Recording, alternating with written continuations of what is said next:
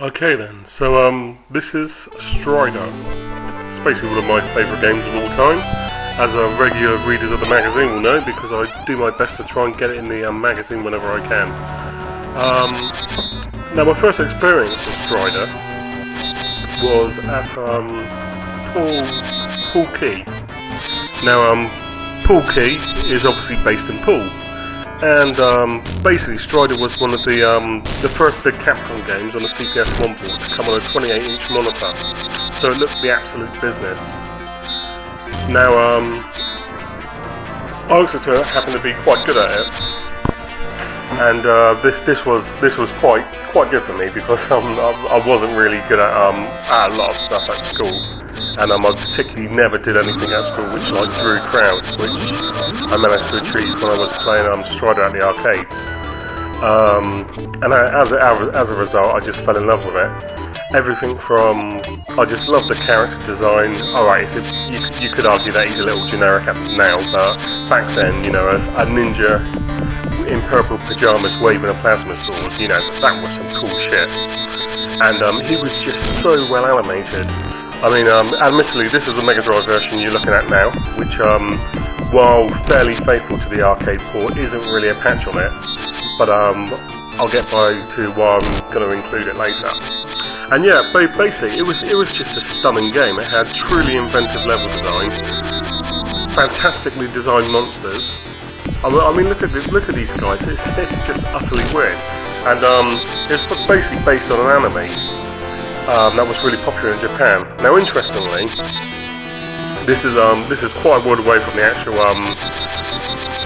anime series, and the main reason why the NES game is so different to all the other versions that were available at the time is because it is actually based on the popular anime magazine that appeared in Japan. Thanks to Happy Console Gamer for pointing that out to me, because to be fair, as much as I love Strider, it's something I never ever knew about until I saw a cool little history that he did on the series. But you know, inventive bosses, fantastic visuals for the time that still hold up pretty well today. It was just a brilliant game, and it also happens to have the greatest video games, the greatest level to ever appear in a video game, and it's coming up now. Indeed, if you're going to make a second level of any game, this is how you should do it. The pacing of it is absolutely fantastic. So here we are, we're in Siberia somewhere, killing wolves like you do, and you dive under this, and all of a sudden, look, there's a huge, active, metallic gorilla. Take him out, do a little bit of climbing, past a chasm. Now my gameplay is going to take a real downtime soon, and that's mainly because I'm playing this on keyboard, unfortunately, and not a joystick. We're moving things around in the front room at the moment, and all my stuff is tidied up. But you know, the sheer inventiveness of it, I mean, this is like something that you'd expect to see in Castlevania, loads of cogs everywhere, utterly fantastic music, which really builds up in a minute. Check out these guys, there you go. And now this bit, this is fantastic. This piece of music is called Big Run, and oh, it's so good. So here's a guy that's this is basically like your nemesis, who's down to take you out, but he's easy enough to take out. Just wait until he gets close to you, and then hammer the shit out of him with your laser sword. And then once he's defeated, you get this, and this is amazing.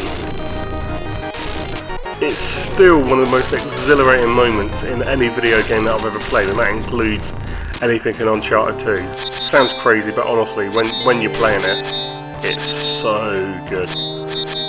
And now this is a lovely touch as well. Watch this. Oh, brilliant. Nice iconic shadowing.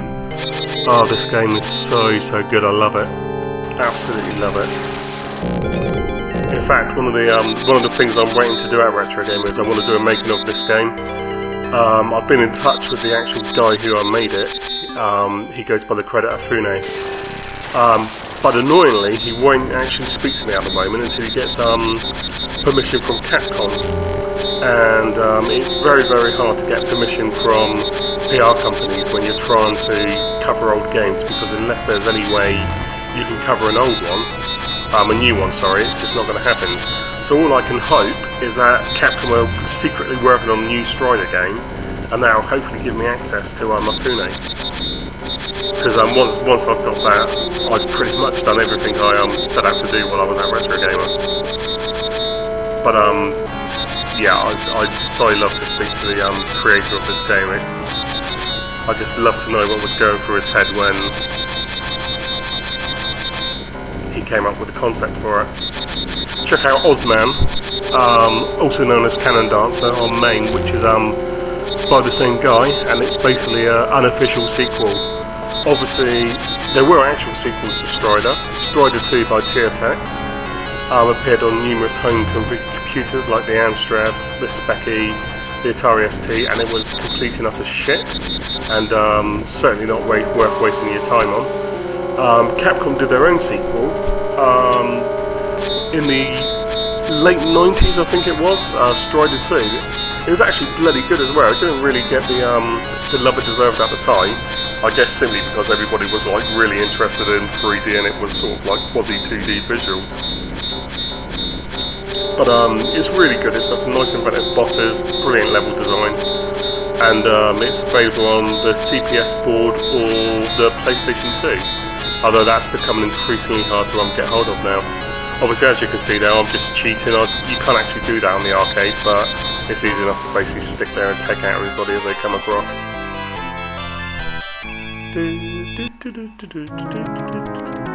Now, one of the reasons why I do like the Mega Drive one, even though it's got loads of flickery visuals and a few other issues, is it's got a lot of new music which isn't actually in the arcade original.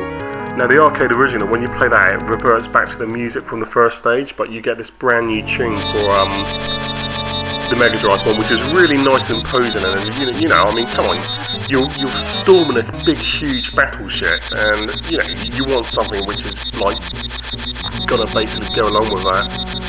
So this is awesome.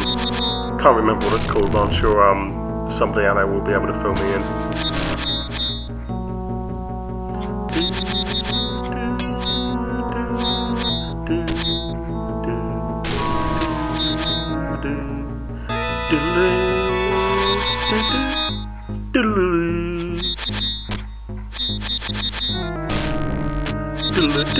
Yeah, it's fantastic. And again, apologies for the I'm like I fell off there.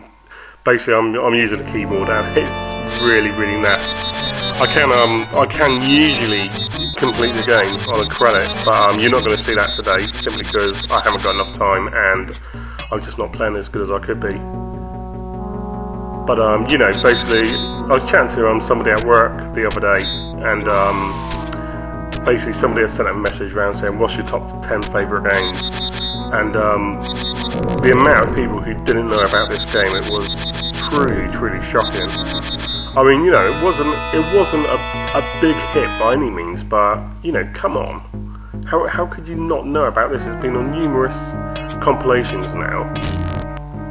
Basically, Strider Hiryu himself has obviously appeared in several Capcom fighting games. This boggles the mind. Absolutely boggles the mind. Now, this is a really annoying bit because this bit here, you can't actually see me pointing to the screen, but where the lines block together, sometimes on the Mega Drive it doesn't. You just won't connect to it, and you'll end up getting stuck underneath. This guy looks like a reject from Return of the Jedi, Scout Walker, and there I am, dead again. So unfortunately, we're not going to have enough time to get up to the cool boss at the end of this stage. It's basically a big, huge glowing orb, which you fly around in sort of like anti-gravity. You basically fly around the bugger, and it's just really impressive. Again, on a 28-inch screen, this just looks absolutely spectacular. Real crowd drawer if you was good at it, and something which I was. Now again, you've got a bit of anti-gravity coming up here. Just so cool, you just didn't see this sort of stuff back in '89. Love it.